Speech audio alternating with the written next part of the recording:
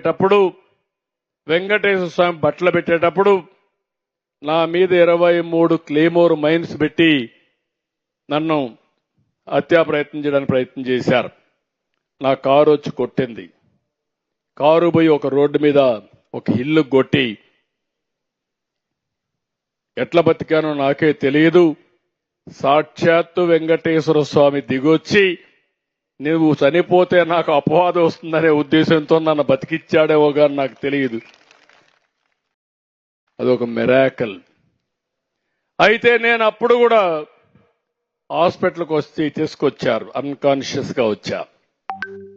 తీసుకొస్తే ఎస్పీని ఒక పక్క చూసా, ఇంకొక పక్క కలెక్టర్ని చూసా. ఏం జరిగిందన్నాం. మీ మీద క్లేమోర్ మైన్స్ బ్లాస్ట్ చేశారు సార్ అన్నారు. ఎస్పీని చూసి నీకేం చెప్పాను అని అడిగా. కాసేపు ఆలోచించి తలకొంచున్నాడు.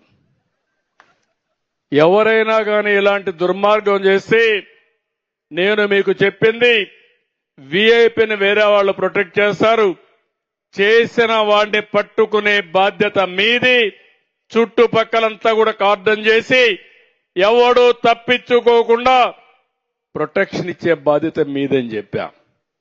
ఆ మాట చెప్పినప్పుడు సార్ అంటే నువ్వు అవసరం లేదు, కలెక్టర్ ఉన్నాడు చూసుకుంటాడు, నువ్వు వెళ్ళమన్నా.